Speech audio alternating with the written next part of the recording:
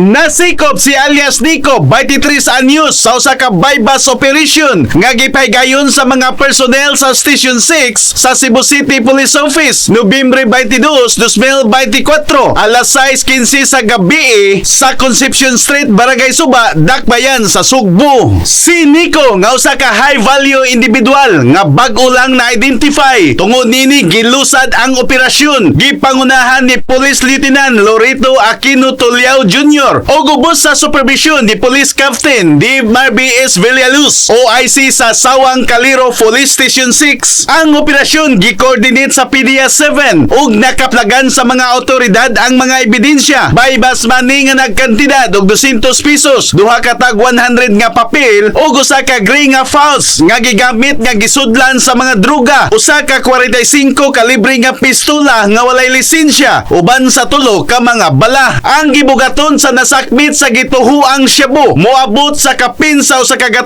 gramos nga dunay gibanabana nga kantidad 682,380 pesos.